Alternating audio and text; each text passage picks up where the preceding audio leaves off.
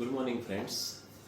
આજે આપણે ગંધત્વ એટલે કે બાળક રહેવામાં તકલીફ અથવા તો નિસંતાનપણું ક્યારે કહેવાય અને શું ટ્રીટમેન્ટ લેવી જોઈએ તેના વિશે માહિતી લઈશું. કોઈ પણ દંપતી જ્યારે 1 વર્ષ સુધી કોઈ પણ ગર્ભ નિરોધક સાધનોનો ઉપયોગ કર્યા સિવાય સંબંધ રાખતા હોય અને પ્રેગ્નન્સી રાખવાનો પ્રયત્ન કરતા હોય છતાં પણ જો બાળક ન રહેતું હોય તો ત્યારે બાળક રહેવામાં તકલીફ અથવા તો ગંધત્વ અથવા તો નિસંતાનપણું કહી શકાય. 1 વર્ષનો સમય એ દરેક માટે આપણે લાગુ ન પાડી શકીએ.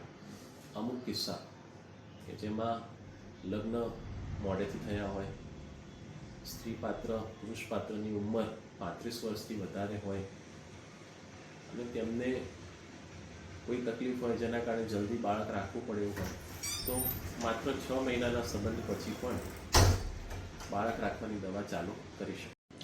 હવે ગંધત્વમાં આપણે કયા કયા રિપોર્ટ કરાવવા જોઈએ?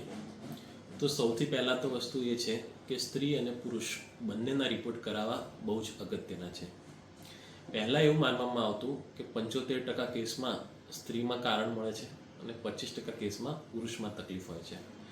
પરંતુ હવે બંનેમાં 50-50% કેસમાં તકલીફ જોવા મળે છે.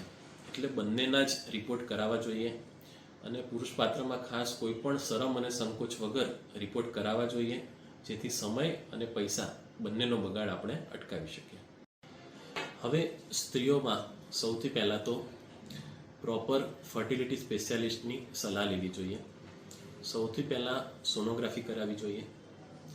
સોનોગ્રાફીમાં આપણને શક્ય હોય ત્યાં સુધી 3D 4D સોનોગ્રાફી કરાવવી જોઈએ કે જેથી ગર્ભાશયમાં કોઈ તકલીફ હોય તો તેની આપણને પહેલાંથી જ માહિતી મળી જાય. સોનોગ્રાફીમાં સ્ત્રીના ઈંડા જોવામાં આવે છે કે ઈંડા એના પૂરતા છે, ઓછા છે અને તે પ્રમાણે આપણે ટ્રીટમેન્ટનો નિર્ણય લઈ શકીએ છીએ. સ્ત્રીમાં જે ફેલોપિયન ટ્યુબ હોય છે તે આપણે સોનોગ્રાફીમાં નથી જોઈ શકતા. જરૂર પડે અલગથી નળીઓની તપાસ કરાવવી જરૂરી હોય છે. ત્યારબાદ લોહીના રિપોર્ટ કે જેના અંદર સામાન્ય લોહીના રિપોર્ટ અને જરૂર પડે હોર્મોનના રિપોર્ટ આપણે કરાવતા હોઈએ છીએ. અને આ બધા રિપોર્ટના આધારે સ્ત્રીઓમાં કોઈ તકલીફ છે તો આપણે એ પ્રમાણે દવા કરી શકીએ છીએ. હવે પુરુષોમાં પણ સામાન્ય લોહીના રિપોર્ટ છે, તદુપરાંત હોર્મોનના રિપોર્ટ અને વીર્યની તપાસ કરાવવી ખૂબ જ અગત્યની છે. આ રિપોર્ટના આધારે આપણને જો કોઈ માહિતી મળે છે તો એ દિશામાં આપણે ટ્રીટમેન્ટ કરી શકીએ છીએ. પરંતુ 25% કેસમાં કોઈ કારણ મળતું નથી અને તેમ છતાં બાળક રહેતું નથી. એને અમારી ભાષામાં અનએક્સપ્લેન એટલે કે કારણ છે પણ વિજ્ઞાન પાસે અત્યારે એવો કોઈ ટેસ્ટ નથી કે જેનાથી આપણે એ કારણ શોધી શકીએ.